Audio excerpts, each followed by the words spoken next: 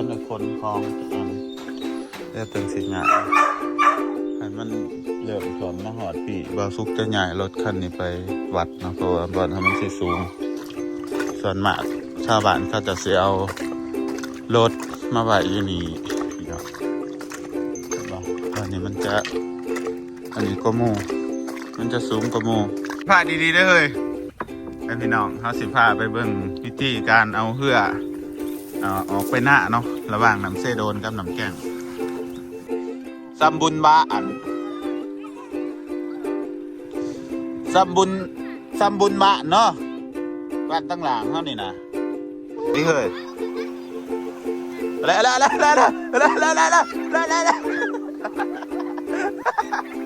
อ้าวแสดงตัวคือพยานนั่งจอมข้อตัวแหละนี่ฮะพยานเคยพยานตกจุ้มลงนี่วะนี่จิโร่ไปหาจิโร่พี่โป่มพี่น้องบ้านมาสุกเห็นจิโร่เด้อ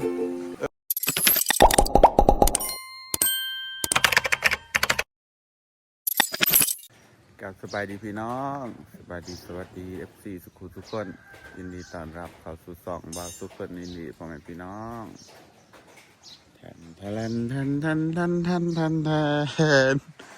ป้าพี่น้องตอนนี้น้ำท่วมเรียบร้อยเนาะบ้านเฮือนเฮาเดี๋ยวเฮาสิมาอัปเดตให้เบิ่งตอนเสาร์ของมื้อวันที่14พี่น้องน้ำหอดเทือนเฮาแล้วเนาะอีกน้อยหนึ่งกะถ่วมมานี่พี่น้องตื่นเสาร์มาน้ำเต็มอันทงหน้าบเรือพอดีตรงหน้าดีอย่างหนึ่งคือเขาว่าท่านในดำหน้าว่าท่านในดำพี่น้องแต่ว่ากะอธิบายไปนี่แหละน้ำจะแบบในบ้านไม่เบิดว้าพี่น้องนี่คือทงหน้าบาวซุกเนาะที่อัน ที่เห็นมือว่านี่มันเป็นยังเป็นอันนี้อยู่หน้าแบบนี้เรียบร้อยแล้วพี่น้องบาวซุกว่าท่านในคนของยังเลยสีเฝ้าเบิ้งนี่แหละว่าเฝ้าเบิ้งพายุนั่นนู่นนี่ตื่นเช้ามาเรียบร้อยเนาะพี่น้องถ่วมเรือยังก็สิได้ขนของมาเหมือนนี่ยังรถมอเตอร์ไซค์บาวซุกจะได้เด้ความมีโอ้ยรถมอเตอร์ไซค์ราคาเป็นแสนพี่น้องต่างนี่เรียบร้อยคือไรเนาะมาใส่หม้ออยู่นี่เนาะเพื่อนบาซุกเรียบร้อยแล้วพี่น้องเด้อยังมาท่านในหอดกลางเพื่อนเดี๋ยวมือนี้เขาก็สิฝ่าระวังอัปเดตหอดกลางเพื่อนยามไรเขาก็สิค้นคลองขึ้นทั้งเพื่อนเนาะพี่น้องหลายคนถามมาจึงงงว่ามันถ่วมแบบนี้ชาวบ้านจะไปอยู่ไซส์แบบนี้เนาะส่วนร้ายชาวบ้านนั่นสีคนคลองขึ้นที่สูงเลยก็ขึ้นไปอยู่สันคลองของเพื่อนเนาะ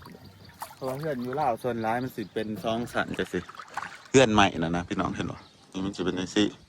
เพื่อนอยู่บ้านมาสุกส่วนร้ายมิจะจังสิแหละเพราะว่าอันเขาจะกระยูสิ้นมาหลายปีเนาะน้ำมันถ่วมยังสิแทบทุกปีเลยพี่น้องก็เลยเตรียมครับวันนี้โยมเฮ็ดเทือนสันเดียวกันล็อกน้ำท่วมปุ๊บกับบริเวณใส่หม้องช่วงนี้แบบตอนนี้ว่ามีอารมณ์ใส่หม้องนะพี่น้องผู้ใดก็ดีนี่นะจะเป็นหม้องเขาจะใส่อยู่บนนี้ปลากระถือแล้วนี่หม้องผู้ใดเด้โอ้ยหอยกระถือเงี้ยกระถือปลาทิโตพี่น้องเลยเรียบร้อยบ้านมาซุกถ่วมเลยเด้อพี่น้องอัปเดตได้รับน้ำล่าสุดพี่น้องบ้านตั้งหลางเมืองสนะสมบูรณ์แขวงจับประซักถ่วมแล้วเด้อตอนนี้หอดเทื่อนแล้วพี่น้องขนของซอยเนี่ยเด้อผู้ใดอยู่บ้านโคกเนี่ยบ้านไก่น้ำนี่เรียบร้อยแล้วขนของแบบนี้นะตายเห็ดจังไหนเนาะเป็นไหนพายุสิยุดเนาะคุณว่ามีวีแววสิยุดเลยฝนนี่กันไรมืดตื้ออยู่ ขนของซอยในเด้อผู้ใดก็ไรรวมแล้วหอดเพื่อนก็ละพี่น้องเลย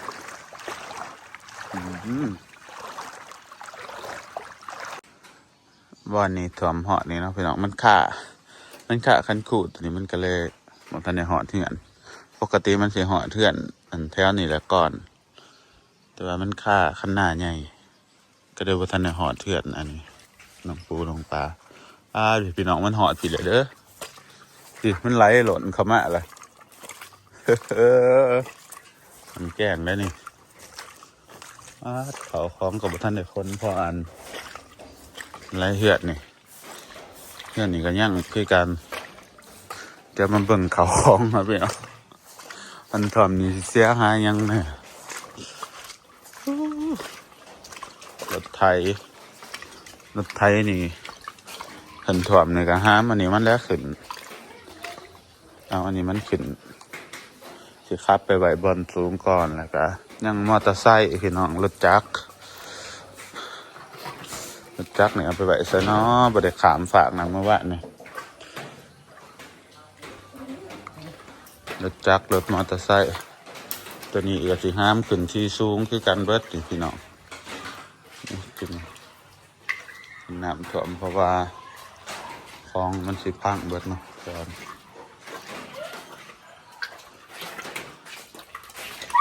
ยังรถ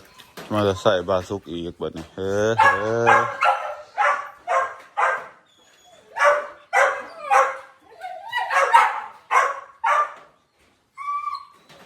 เดี๋ยวออกทางอย่างปลาไปคนคลองอย่างปลาไปกิน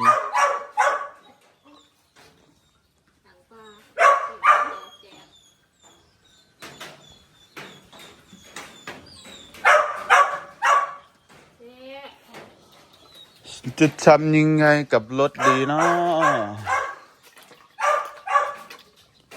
น้ำที่ท่วมเลยพี่น้องรถมอเตอร์ไซค์ถึกน้ำบ่ได้ด้านนี่คือท่านได้คนคลองอันแล้วเต็มสิงานหันมันเริ่มถ่วมมาหอดพี่บาซุกจะใหญ่รถคันนี้ไปวัดเนาะเพราะว่าวัดทำมันสิสูงวัดอยู่ฟุตแล้วก็เอาขึ้นหอแจกมันถ่วมแห้งก็เอาใส่เหือพี่น้องใส่เหือเอาไปอันนี้บอลที่มันสูงหรือว่าเอาขามฝั่งนะวะเดี๋ยวไปเบิ่งน้ำก่อนฝั่งไหนก็น้ำถ่วมท่า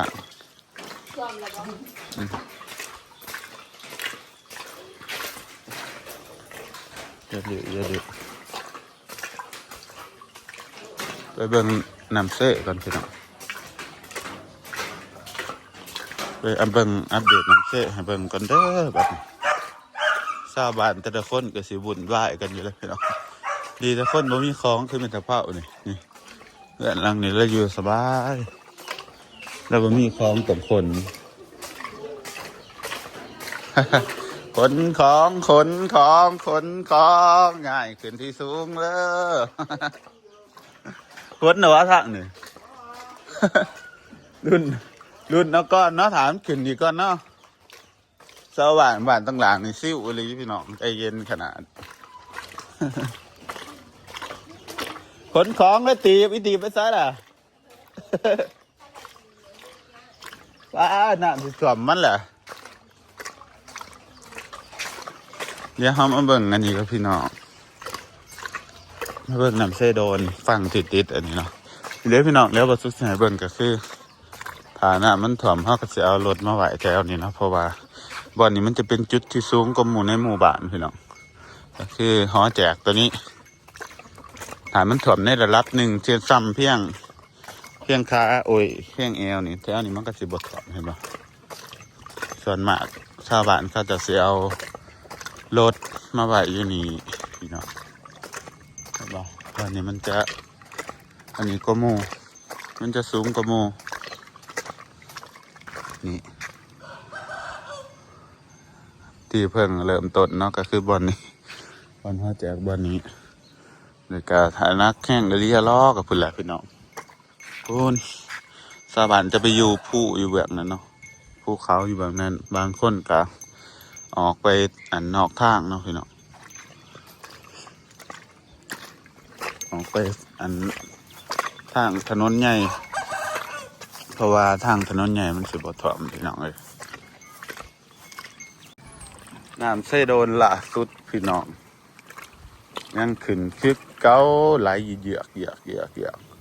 แต่ว่ามือนี้บ่ค่อยมีขี้เหอะเนาะหรือว่าขี้เหงื่อพี่น้องบาทิโท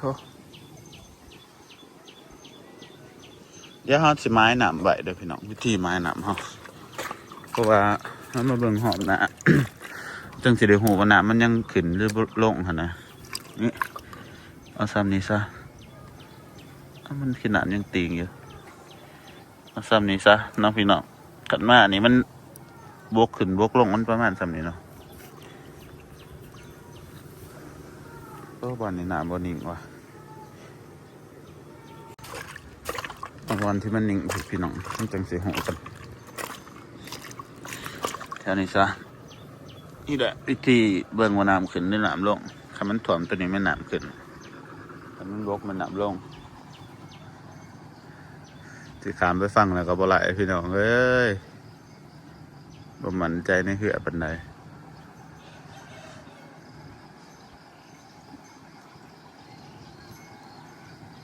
พาดีๆได้เลยไอพี่น้องเขาสิพาไปเบิ่งวิธีการเอาเหือออกไปหน้าเนาะระหว่างน้ำเซโดนกับน้ำแกงเราจะเอาเหือออกไปอุ้ยพาดีๆที่เฮ้ยมึงสิพาจังไรจังสิ เราจะลองเหือพายไปตามน้ำเซโดนเนาะถ้าถามว่าเป็นตะยานบอกะเป็นตะยะเนาะเป็นตะยานอยู่เลยพี่น้องถ้าพายลองเหือเนี่ยนี่ก็โอเคอยู่พี่น้องขันมันขนาดนั้นเนาะเสียวไปพี่น้อง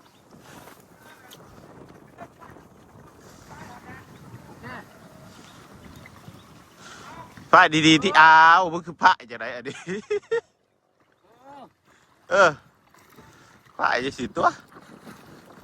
นี่พี่น้องบางซุกนี่เสียวนะแต่น้ำโทรศัพท์อย่างเดียวเลยพี่น้อง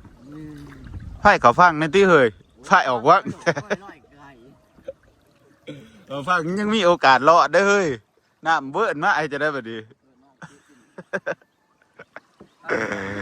โอ้ยพี่น้องเลยโอ้ยมาจับดีได้จับดีได้จับดีๆได้โทรศัพท์ดิ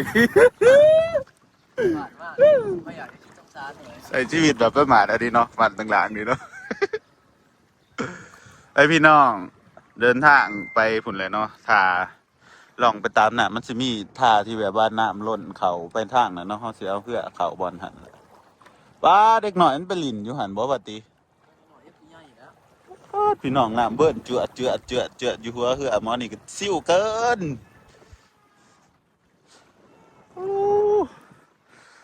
จังหน่อยรถขาม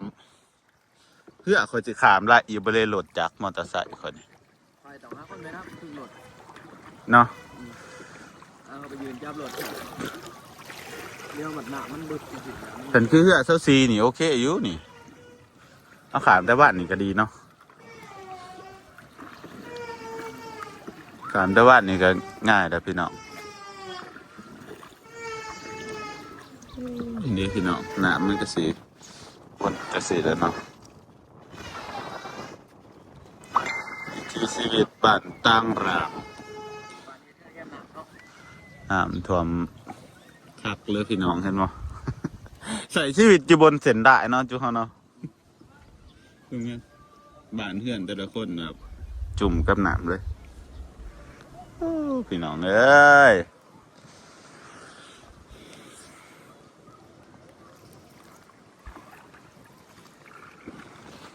น่ะมันไหลเข่าแบบแห้งเดี๋ยว15มาเบิ่งตอนยังหน่อยภาพตอนยังหน่อยที่ว่าเคยเห็นเนาะน้ำไหลเข่าบ้านแต่ว่าม่วนเด้ตอนยังหน่อยเนาะอุดโอ้สู้ไปแล้วกี่ทุบเลยนี่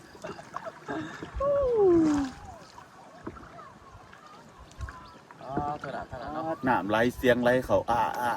พี่น้องเลยไปตื่นนอนกับท่านแก่กี่ตาแบบนี้ปลาคอนใหม่ใหญ่มากมาเอียงกันนะผู้เห็นบ่กล้วยบ่มาเป็นสวนเห็นบ่พี่น้องมาเป็นสวนต้นกล้วยต้นน่ะ ฟังซะเนาะ ฟังนี้ก็ได้นี่ ขอฝ่ายไปเลยแล้วขอฟังอย่างนี้ เขาฟังนี่ได้พี่น้องวิธีเอาเหือกเขาโอ้ยถ่ายจังสิดีกว่าเนาะวิธีเอาเหือกเขาก็สิประมาณนี้ครับเพื่อมาอะไรกะเอามาเขาบนที่น้ำมันหล่นออกมาเลยพี่น้องตัวนี้จักไผเก็บไว้แต่โดนหอยจะตำค้อนที่เอาตำค้อนนี่หวะเลยแล้วนี่ฮะ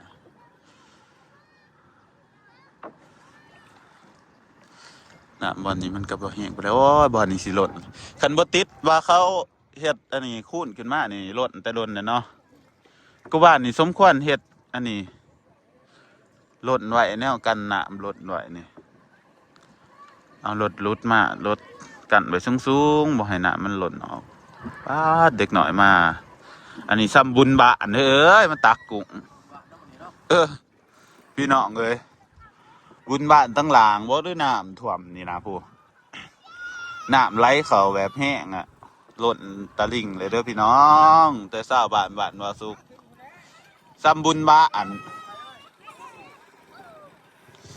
ซ้ำบุญบ้านเนาะ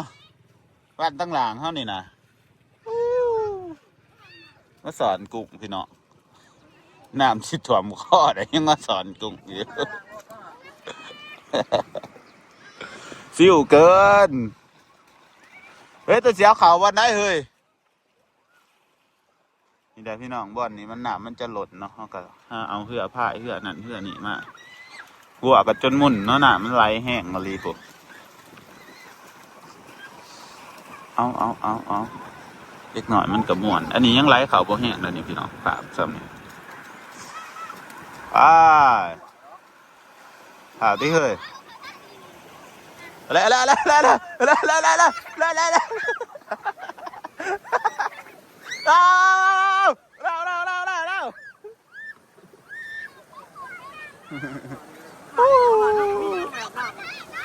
บ้านเท่านี้แบบสบายนอกพายเพื่อเขามาเลยเอาลงไงนะ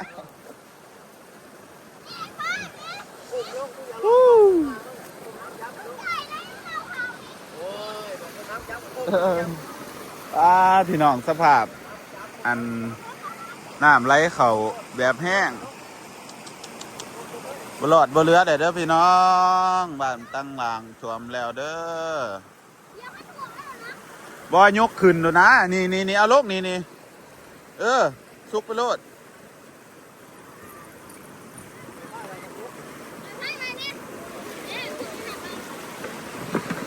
เดี๋ยวพิธีเอาเหือขามเนาะพิธีเอาเหือมาฟังเลยพี่น้องเพื่อใส่มาเดี๋ยวใส่ทางทงหน้าบัดนี้เพื่อจักมากอะไรนะเพื่อจักยังมาท่านใดแล้วมันติดหัว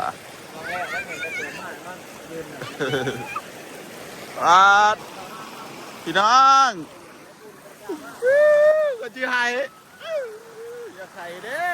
เนาะ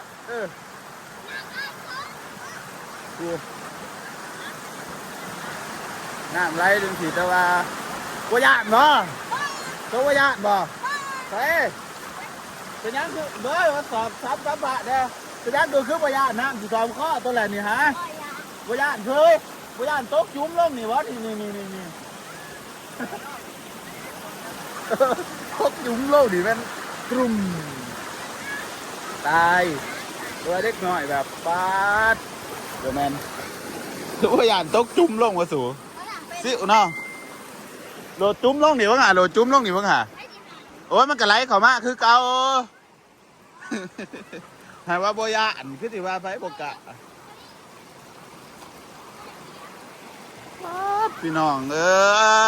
พี่น้องมาขนของซอยข่อยแน่น้ำไหลเขาจังสีท่วมบ้านแน่นอนเพราะว่าน้ำแถวนี้มันหล่นเขาเนาะท่วมเรียบร้อยเอ้าโอ้ใจกูพ่ายไปจะอะไรเฮ้ย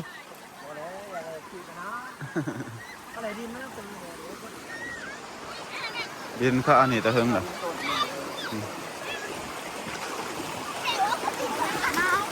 โดดหน้าเบิ้งสูโดดหน้าเบิ้งตอนกูยังน้อยนี่กูโดดได้แถวนี่นะ สบายเพราะว่ามันไหลเขาขึ้น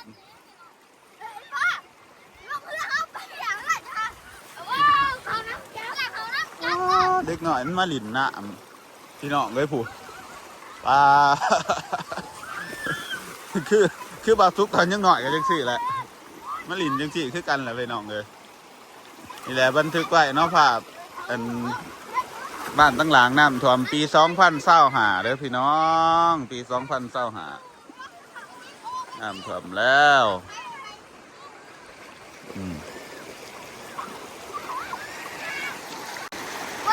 อัปเดตล่าสุดสถานการณ์น้ำท่วมบ้านตั้งหลังเมืองสนาสมบูรณ์แขวงจำปาสักปี2025พี่น้องตอนนี้น้ำเซ่ทะลักเขาท่วมเลยเด้อน้ำเซ่โดนไหลเขาสมทบกับน้ำแกงเลยพี่น้องน้ำแกงก็เต็มน้ำเซ่ก็ไหลเขาหมู่บ้านอยู่ตรงหันเอาเจาะ40หลังคาเฮือนพี่น้องท่วมละเด้อผู้ใดอยู่ใกล้บ้านโคกบ้านโน่นมาขนของซอยข่อยแน่พี่น้อง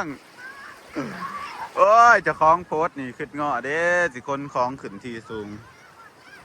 เสียหายนักแน่นอนนี่นะดีที่เขาประท่านอันนี้เด้อพี่น้องเขาประท่านในดำหน้าประท่านในดำมันถ่วมต้นปีครับเล็กน้อยบ้านบ่อซุกกับผุนมะลินน้ำเสย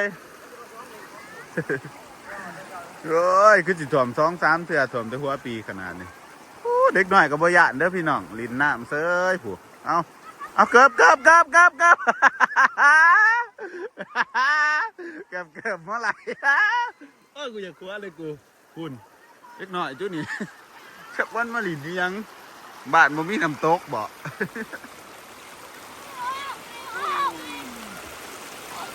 ผู้ใหญ่กังวลสิตายเล็กน้อยยังมวนเสยพี่น้องเลย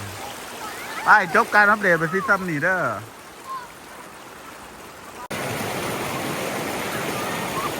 สุภยานบ่สู่